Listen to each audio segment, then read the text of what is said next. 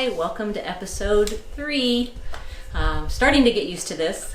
So I am trying to share my journey with photography and how I got started, and today I want to talk about my first camera, the Panasonic G7.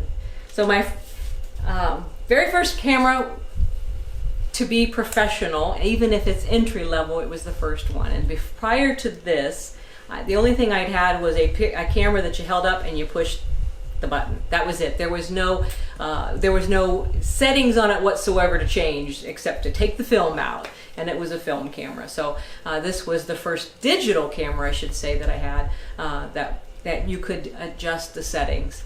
So when I first started, if you remember, we started out with video. So I wanted a camera to do video with, and that was my main focus, was doing videos at the church. But I knew that I was curious about photography and I wanted to learn.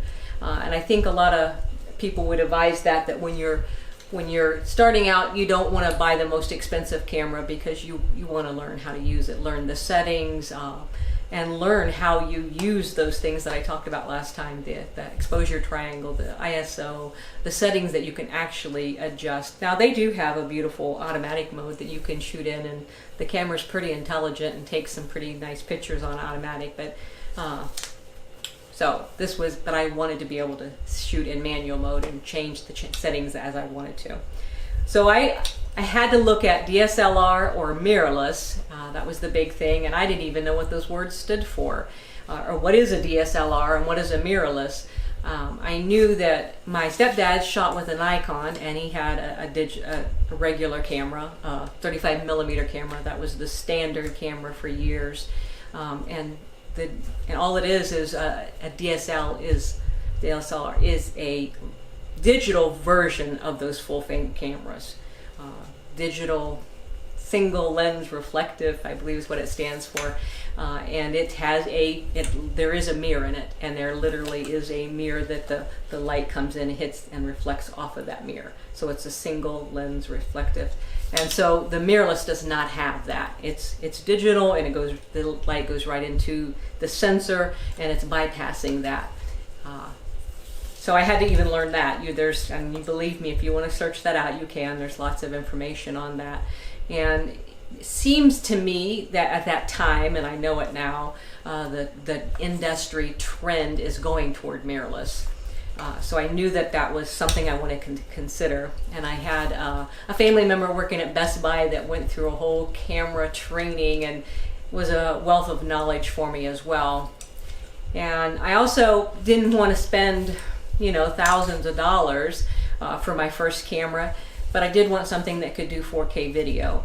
And so that's where I looked at different things, and I knew that I could get a digital camera and do 4K video with Panasonic G7, and that's what I chose.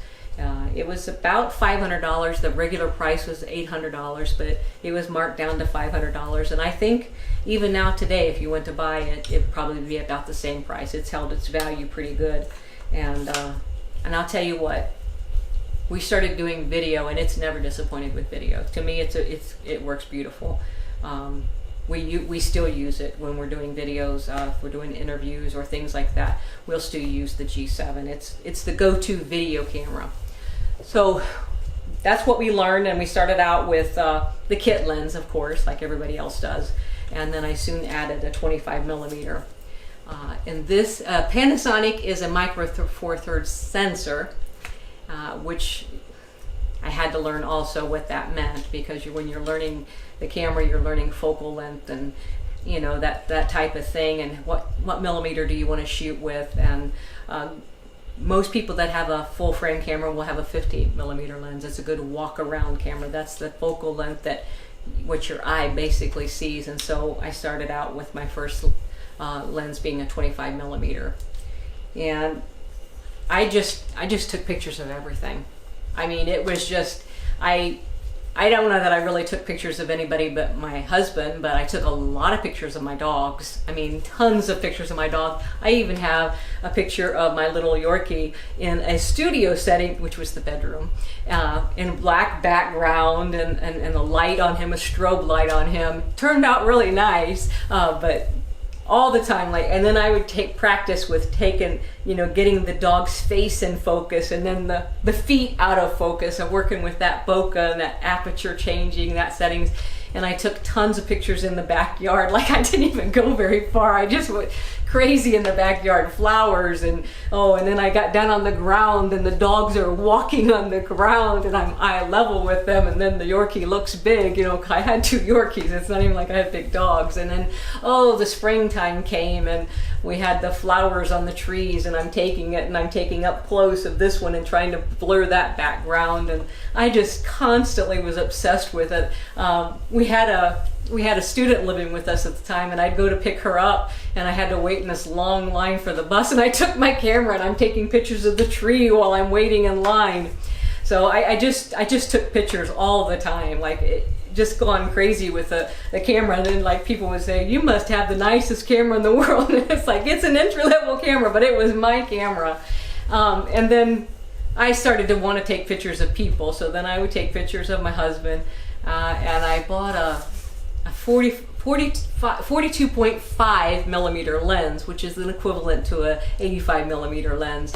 And oh my gosh, that was like, whew, that made such a huge difference. And I was taking pictures of my husband, and it was like, wow, look how good I did. It was just the lens was that much better. And I was quickly learning that the lens had a whole lot to do with the camera. I didn't even know that, and I thought I had a better camera, but really it was the lens that I had.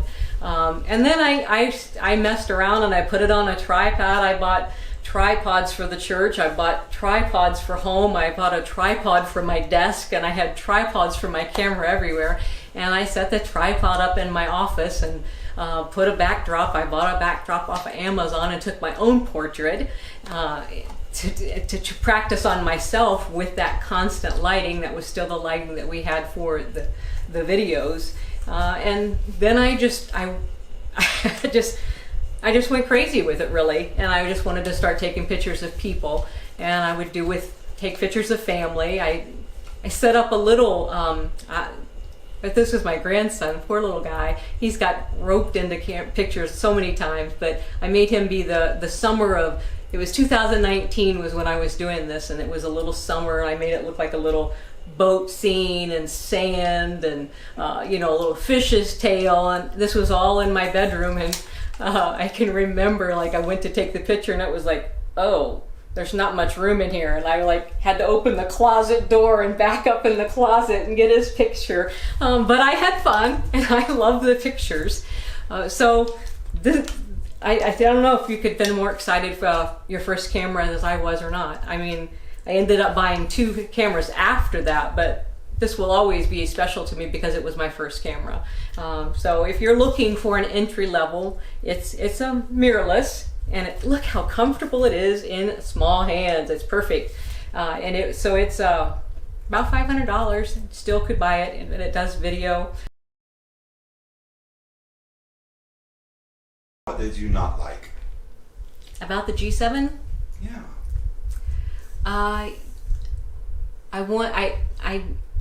I don't know. I just think it wasn't. I was struggling in getting the pictures. Like, we were taking pictures in the church sanctuary, and the lighting was not that great. It was just only artificial lighting. There was no sunlight coming in, and I just would have a lot of grain, and I couldn't get it clear. So I just wanted to go to a better camera, and after doing comparisons and video comparisons, reviews, I just realized how much of a step up the Panasonic G9 was. And so we started doing reviews on that. And for that price range, it was about twice as much as what I paid for this.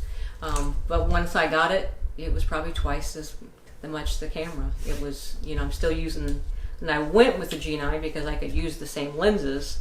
So I just use the same, so I can still have both cameras, can still use interchange lenses on it. But the G9, still a micro four thirds, but it was just a better camera. And I really don't know how they can, why they can't make them the same. But there is technology that they're putting in them. The more that you pay for them, they are putting more technology in it, for sure. But like I said, this is the most, I don't think I would have any problem with using this for video. I'm sure technology always changes, but for now, it works perfect for video. And I used this for about a year and a half.